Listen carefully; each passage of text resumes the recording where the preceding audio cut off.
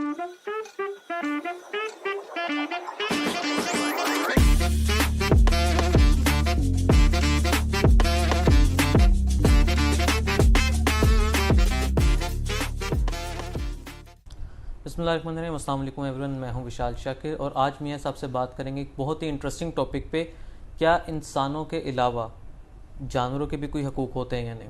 अस्सलाम वालेकुम मियां साहब। वालेकुम सलाम। सर, बहुत इंटरेस्टिंग टॉपिक है। अभी रिसेंटली हमें केस पे काम भी कर रहे हैं, तो सोचा कि इस बारे में पब्लिक अवेयरनेस भी की जाए। तो अमूमन हम डेली बेसिस पे, रेगुलर बेसिस पे जो वीडियोस बनाते हैं उसमें हम फंडामेंटल राइट्स का जिक्र करते हैं, अपनी पब्लिक एट लार्ज का जिक्र करते हैं और इवन की कंपनीज के राइट्स का भी जिक्र करते हैं। बट क्या इस तरीके के राइट्स किसी जानवर के लिए भी होते हैं या नहीं?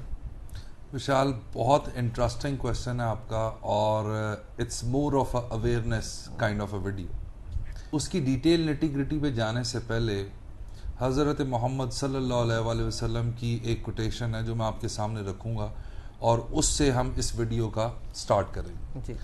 नबी करीम सल्लल्लाहु अलैहि वसल्लम कहते हैं कि अगर किसी एक जानवर के साथ आप कोई अच्छा एक्ट करते हैं तो ये बिल्कुल ऐसे है जैसे आपने किसी एक इंसान के साथ एक अच्छा एक्ट किया, और अगर आप किसी जानवर के साथ क्रूरल्टी करते हैं तो ये बिल्कुल सिमिलर है ऐसे ही जैसे आपने किसी इंसान के साथ किया। हमने इंसानों पे बहुत काम कर लिया, बहुत सारी वीडियोस बना ली, और me myself as a dog lover kind of a person, so I thought कि we should make this kind of a video.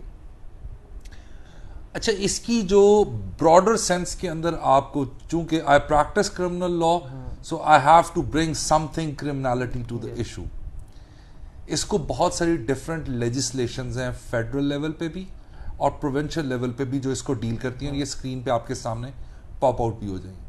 लेकिन पाकिस्तान पीनल कोड के प्रिसाइजली अगर सेक्शन की बात करें तो पाकिस्तान पीनल कोड का सेक्शन 428 और 429 इस चीज़ को डील करता है, जहाँ पे आप मिसचीफ कमिट करते हैं किसी इंसान के, जानवरों के साथ क्रूअल्टी वगैरह करते हैं, तो उसके लिए बाकायदा पनिशमेंट भी प्रोवाइडेड है। इसके अंदर जो मोस्ट वाइडली सेलिब्रेटेड जजमेंट है, that judgment was rendered by the then chief justice mister justice Athar Minallah of Islamabad high court, the Kaavan judgment. और इस जजमेंट के अंदर ऐसे खूबसूरत सवालों को खड़ा किया गया है कि वन, जिसे कहते हैं ना कि योर माइंड बॉगल्स। जस्टिस अतर मिल्ला कहते हैं कि अगर आप आइन के फंडामेंटल राइट्स के आर्टिकल्स को देखें तो या तो ये पर्सन की बात करता है या ये सिटीजन की बात करता है। तो क्या हमारे ऊपर, क्या जिम्मेदारी सिर्फ इंसानों की है या सिटीजन की है, या इस दुनिया के मैकेनिज्म को चलाने के लिए जानवरों के भी कोई राइट है?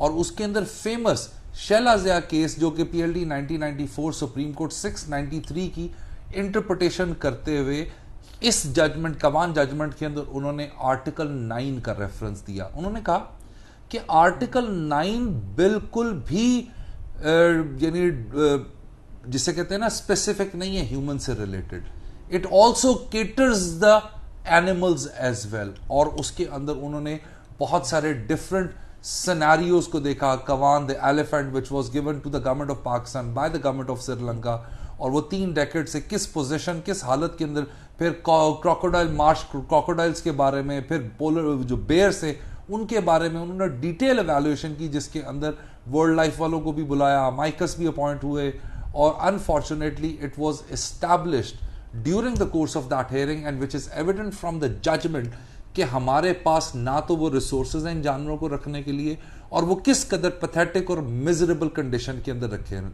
रखे जा रहे हैं।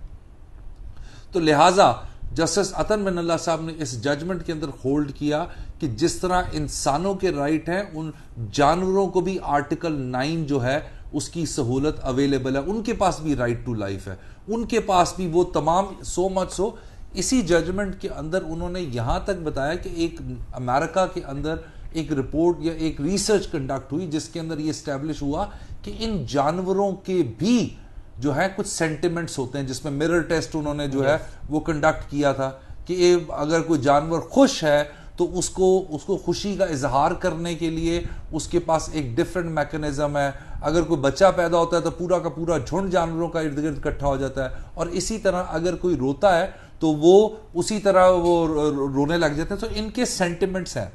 बदकिस्मती से थर्ड वर्ल्ड कंट्रीज के अंदर ना इस किस्म की कोई रियलाइजेशन है, and mostly I am telling you, mostly majority of the people जो इस वीडियो को देखेंगे they might make a fun out of it कि जी यहाँ इंसानों को राइट नहीं मिलते तो आप जानवरों के राइट की बात करते हैं। बात ये नहीं है, बात ये है कि अगर आप सूरह नहल को देख लें, उसके बाद बहुत सारी और डिफरेंट सूरत हैं, वो हम एंड पे रेफरेंस भी आपको दे दें, कुरानिक रेफरेंस देते हैं, जहां अल्लाह ताला ने स्पेसिफिकली कुरान के अंदर जानवरों के साथ अच्छा बर्ताव करने का सलूक करने का जो है गाइडलाइंस प्रोवाइड किए हैं, डायरेक्शंस प्रोवाइड किए हैं। और अभी जिस तरह मैंने स्टार्टिंग में आपको बताया, नबी करीम सल्लल्लाहु अलैहि वसल्लम की स्पेसिफिक डायरेक्शन थी कि जानवरों के साथ अच्छा सलूक करना चाहिए।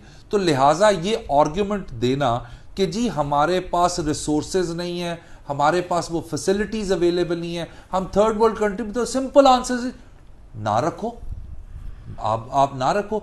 आपने जूज बनाए हुए हैं, आप जहां पे आपने जानवरों को रखा हुआ है और जिस कंडीशन में रखा हुआ है। Vishal, I tell you my experience, last year I had the opportunity of going to England, और वहां पे हम उनके डिफरेंट जूज वगैरह में गए। ऑनेस्टली आपको बताऊं, वहां उन्होंने जंगले लगा के उन जानवरों को देखने के लिए नहीं रखा हुआ, उनको बकायदा उनका नेचुरल हैबिटेट प्रोवाइड किया गया है, वो सर्कमस्टांसेस प्रोवाइड किए गए हैं, और जिसके अंदर उन जानवरों को ये फील नहीं होता कि वो किसी केज में है या किसी कैंप के अंदर है, और दे आर चार्जिंग, अगर वो पैसे चार्ज कर रहे हैं तो वो उनके ऊपर नजर भी आ रहा है। आप यहाँ लाहौर के अंदर जाएं, जरा चिड़ियाघर की हालत देखें। सरप्राइजिंगली आपको बताऊं कि गवर्नमेंट सेक्टर के अंदर इन जितने भी जूज वगैरह हैं, इनकी हालत ज्यादा खराब है। प्राइवेट सेक्टर के अंदर जाएं तो प्राइवेटली आप अक्सर वीडियोस भी देखते हो, लोगों ने शेर रखे हुए हैं और डिफरेंट किस्म के जानवर रखे हैं, बहुत अच्छी कंडीशन में रखे हुए हैं। अगर आपके पास रिसोर्सेज नहीं है और आप उसके अंदर जो है वो वर्ल्ड वाइल्ड लाइफ ऑर्गेनाइजेशन है जो जानवरों की वेलफेयर के लिए काम करती है, you can hand over them and they can take care of them. जिस तरह कवान जजमेंट के अंदर now he is back in Sri Lanka. और उसमें यह भी था कि कवान जजमेंट में तो बताया गया कि जो उसके केयर टेकर थे उस एलिफेंट के, they use to sell his food to the public के, उस जो उसको खाना वैसे ही मिलना चाहिए। अब वो पब्लिक जब तक खरीद के नहीं डालेगी तो कवान ने वैसे ही बैठे जब तक उसे खाना नहीं मिलेगा। तो ये तो हालात हमारे केयर टेकर्स के। अच्छा Vishal, during the research did you notice कि अगर हम देखें तो ब्रॉडली हमें 3 से 4 जजमेंट्स मिली हैं। एक 1994 की लाहौर की जजमेंट है, फिर उसके बाद हमारे पास एक जजमेंट 2018 की सिंध हाई कोर्ट की है, फिर वो हुबारा बस्टर्ड वाली सुप्रीम कोर्ट की इनफेमस जजमेंट कि वो उसके अंदर के जी उसको आप शिकार वगैरह नहीं कर सकते। अच्छा, जिस एस्पेक्ट के ऊपर जस्टिस अतर मिनल्ला ने इसको एक्सप्लेन किया है, जिस कैटेगरीज के ऊपर कि जी क्या रियासत की भी कोई ड्यूटीज हैं जानवरों की तरफ। यानी आप मुझे एक बात बताओ ना कि आपको हर किस्म का जानवर रखने का शौक भी है और आप उनको ना उनके नेचुरल हैबिटेट में रखें। अभी रिसेंटली जो आपने रिसर्च की जरा बताएं उसके अंदर क्या हुआ? जैसे उस केस के अंदर ये हो रहा है कि हमारी कैलिंग ऑफ डॉग्स जो है, कैलिंग is like killing of animals, हम ढेर सारे जानवरों को एक साथ मारना शुरू कर देते हैं। अब एक केस हमारे पास ऐसा आया है कि जहाँ पे मेट्रोपॉलिटन कॉर्पोरेशन लाहौर ने किसी की दरखास्त के ऊपर पैलेट गन्स का इस्तेमाल करते हुए कुत्तों को मारना शुरू कर दिया, and these are stray dogs. अब इसमें पब्लिक का भी एक ओपिनियन है और उसमें कुछ एनजीओ का भी ओपिनियन है। पब्लिक ओपिनियन इसके ये कुत्ते जो हैं हमें इनसे डर लगता है, ये स्ट्रे डॉग्स हैं, इनसे बीमारियां फैल सकती हैं, सो मच सो।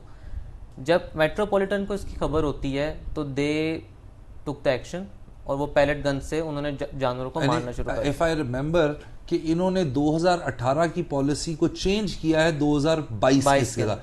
2018 में तो ये डिस्ट्रक्शन भी कर सकते थे। अच्छा, ये शुरू हुआ 2013 से।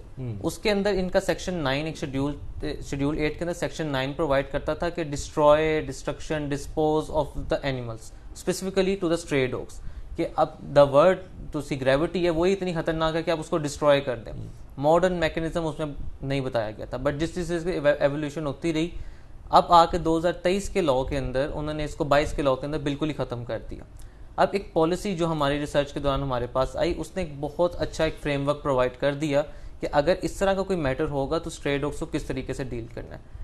Killing is the last resort and only of those stray dogs जो किसी ऐसी बीमारी से या ऐसी इंजरी से सफर कर रहे हैं। आप यहीं पे रुको, मैं आपको एक बात बताऊं। अगर आप केवान जजमेंट को पढ़ो ना जी, उसमें जस्टिस अतर मिनल्ला कहते हैं कि एक ल्यूनेटिक बंदे में जी और एक न्यूली बॉर्न बंदे में और एक कॉन्शियस बंदे में क्या फर्क है अगर आप जानवर को उस कैटेगरी, वो भी तो वही, एक ल्यूनेटिक भी तो वही हरकतें करता है कि उसको अपनी सराउंडिंग्स की, इर्द गिर्द की कोई खबर नहीं है।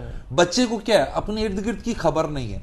और एक जानवर जो कि स्ट्रे है, उसको भी, उसके पास कॉन्शियस, ह्यूमन कॉन्शियस नहीं है। तो डज दैट मीन कि हम उसको इस तरह गोलियां मारते जाएं? तो इसका मतलब यह हुआ कि अगर आप इनको गोलियां मार रहे हैं तो कल को ल्यूनेटिक्स को भी आप गोलियां मारेंगे। और एक मजेदार चीज, एक और जैसे साहब ने जो इसमें डिस्कशन की थी, वो ये, जैसे आपका एक बड़ा फंडामेंटल प्रिंसिपल जब आप बताते हैं राइट्स एंड ड्यूटीज को हवाले से, तो right is something that you are entitled to. अब हमने अपनी एंटाइटलमेंट तो बना ली, जानवरों की बना नहीं सके, क्योंकि उनका कोई से है नहीं लॉ मेकिंग के अंदर। अब उस वजह से आपने सारे right, they are the living beings, Allah ने उनको दुनिया में भेजा तो उनकी भी कोई स्पेस है, उनकी भी हैबिटेट है, और we are continuously taking over those habitats, और जो ये हमारी कंस्ट्रक्शन हो रही हैं उनके नेचुरल हैबिटेट को तबाह करके हो रही हैं, और उसकी वजह से बहुत सारे एनिमल्स एक्सटिंक्ट हो गए। विशाल, मैं आपको एक बात बताऊं, जब मैं अपना LLM कर रहा था कार्डिफ में, तो मेरा एक मॉड्यूल था एनर्जी लॉ एंड पॉलिसी। अच्छा, ये बैक देन 2011-12 की बात है, तो उस वक्त बहुत ज्यादा एक वेव चली हुई थी दुनिया के अंदर विंड मिल्स लगाने की। तो उस सब्जेक्ट के अंदर इंग्लैंड और वेल्स के बॉर्डर के ऊपर इन्होंने विंड मिल्स इंस्टॉल करनी थी, और एक खास किस्म का परिंदा था जिसका वहां पे नेचुरल हैबिटेट था। अच्छा, अब क्योंकि इंसान है, ह्यूमंस है, और हमें अपने सर्वाइवल के लिए हर वो काम करना है जिसके लिए किसी का नुकसान होता है, वी डोंट केयर। बट गोरे में एक रियलाइजेशन थी, उन्होंने उस डैम से बहुत आगे जाके उसका नेचुरल हैबिटेट रिकंस्ट्रक्ट किया और उन परिंदों को माइल किया Aahista Aahista through their techniques के वो उधर जाके अपने घर वगैरह बना ले, और फिर उन्होंने जाके यहाँ पे विंड मिल्स इंस्टॉल की थी एयर से एनर्जी बनाने के लिए।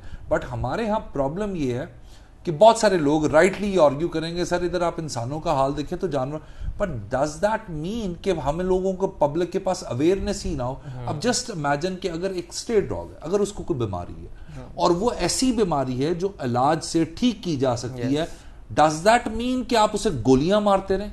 और फिर उसके बाद चूंकि वो स्ट्रे है, फर्ज करो वो नहीं मरा, तो वो किस मिजरेबल कंडीशन में उस कम्युनिटी और हमारे पास तो जो पिक्चर्स हैं वो वीडियोस में आ भी जाएंगी कि उनकी बोन्स जो हैं वो शैटर हो गई हैं वो पैलेट गन से। Oh my God. और ऐसी वीडियोस भी आई हैं जिसके अंदर पब्लिक के बच्चों को गन्स पकड़ाई गई हैं मेट्रोपॉलिटन की अथॉरिटीज की तरफ से कि आप निशाना बांधे और इसको मारे। सीरियसली? यस। और वो एक पब्लिक के अंदर एक स्ट्रे डॉग को गोली लगी हुई है, उसका ब्लड निकलता जा रहा है और मर रहा है, और उस पर कोई तरीके से ये नहीं देखा गया कि इसको वाकई में कोई रेबीज है नहीं है। एंड सो मच सो कि पॉलिसी इस बारे में बताती है कि अगर आपने यूथेनेशिया करना भी है किसी डॉग का तो क्वालिफाइड वेट कर सकते हैं।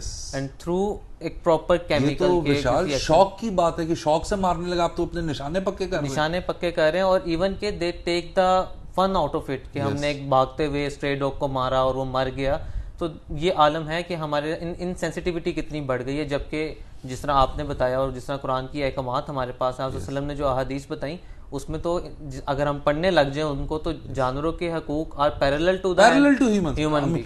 Human race is not possible to survive on the planet Earth without other living organisms, be that it's may the animals, the ये दरख्त वगैरह इन सब के। और अगर आप वेस्ट को देखो, बहुत ज्यादा ह्यूमैनिटेरियन लॉ जो है वो डाइवर्टेड है इस तरफ भी। ये जो आपके जो ग्लोबल वार्मिंग और आपकी वेदर कंडीशंस क्या होती हैं, सो बहुत सारे, यानी अगर आप, मैं अभी पिछले दिनों एक वीडियो देख रहा था कि अगर जमीन पे हवा ना होती तो जमीन का क्या स्ट्रक्चर होता, अगर ऑक्सीजन ना होती तो क्या स्ट्रक्चर होता, और अगर उसके अंदर ग्रेविटी ना होती तो क्या स्ट्रक्चर होता, और लास्ट में था अगर इंसान ना होते तो क्या होता है। और इस कदर खूबसूरत वो दुनिया की शक्ल पोर्ट्रे की हुई है कि वाटरफॉल्स हैं, ग्रीनरी है, जानवर फिर रहे हैं। बट हमारे यहाँ बदकिस्मती से इंसानों के साथ तो बुरा सलूक होता ही होता है, लेकिन जानवरों में उन जानवरों से बुरा सलूक होता है।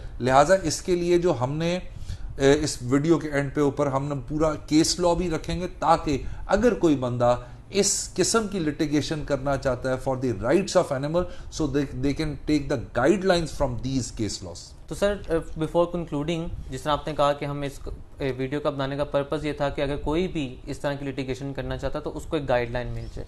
एक पहला जो बहुत फंडामेंटल क्वेश्चन जो आज हमारी पिटिशन के अंदर भी हुआ और आगे भी कोई करना चाहे तो होगा, क्योंकि इसको एंटरटेन उस तरीके से नहीं किया जाता। That is regarding the maintainability, कि ये मेंटेनेबल कैसे है, आपका एक कॉन्स्टिट्यूशनल रेमेडी किसी जानवर के लिए कैसे मांग सकते हैं, उस नोट पे मैं चाहूंगा आप कंक्लूड कीजिए। यार केवान जजमेंट के अंदर उन्होंने आर्टिकल 9 को इस कदर स्ट्रेच्ड लिबरल इंटरप्रिटेशन की है कि राइट टू लाइफ सिर्फ इंसानों का नहीं है। और अगेन जो आर्ग्यूमेंट जस्टिस अतरमन अल्लाह उसमें देते हैं वो यही देते हैं कि who is going to speak for themselves. I mean अगर आप देखो विशाल के, अगर आपने कोई पग रखा हुआ है, लेब्राडोर रखा हुआ है, जर्मन शेफर्ड रखा हुआ है, तो दिखाने के लिए शो डॉग के तौर पे बड़े आप खुश हैं, लेकिन उसी की कम नस्ल का, ये तो वही जो एक कॉन्सेप्ट शूदर वाला जो कॉन्सेप्ट, अगर कम नस्ल का कोई कुत्ता है तो उसको आप गोलियां मारते फिरोगे। तो इसी जजमेंट के अंदर उन्होंने कहा कि आर्टिकल 9 और आर्टिकल 4, इसमें 4 आर्टिकल्स उन्होंने डील किए हैं जिसके इर्द गिर्द पूरी की पूरी केवान जजमेंट रोटेट करती है। उसमें आर्टिकल 4, आर्टिकल 9, आर्टिकल 24 और आर्टिकल 25 ऑफ द कॉन्स्टिट्यूशन, कि ये सिर्फ इंसानों के लिए नहीं है, ये जानवरों के लिए भी हैं। और आपकी जो अगर कोई आप ऐसी पिटिशन फाइल करते हैं तो केवान जजमेंट इज द प्रेसिडेंट, जिसके अंदर आर्टिकल 199 के अंदर इसको एंटरटेन, ना सिर्फ एंटरटेन किया गया बल्कि इस किस्म की डेक्लेरेशन होल्ड की गई कि अब वो दुनिया के अंदर उस जजमेंट का हवाला दिया जाता है। So that is the judgment to bypass the hurdle of maintainability of any petition under article 199। Sir thank you so much, and I hope कि हम इसका एक फॉलोअप वीडियो बनाएंगे after petition has been entertain by the honourable court, और फिर देखेंगे कि उसमें क्या क्वेश्चन फ्रेम हुए और किस तरीके से आगे चला है। सो अपनी ऑडियंस के लिए भी कि जो अहकामात आप वसल्लम ने फरमाए और जो अहकामात हमें इस्लाम से मिले और जो चीज़ें हमें कानून बताता है, जिस तरह के मियाँ साहब ने आपको एक्सप्लेन किया, उस पर अमल दरामद भी करना चाहिए। They are the living beings, और इसके लिए कुछ मखसूस NGOs भी मौजूद हैं। अगर आप उनकी टेक केयर नहीं कर सकते, आप उन NGO से रब्ता करके उनके पास अपने ये स्ट्रे एनिमल्स रखवा सकते हैं ताकि वो उनकी अच्छी वेलबींग कर सकें। इसी नोट के साथ आपसे लेंगे इजाज़त। स्टे ट्यून, अल्लाह हाफ़िज़।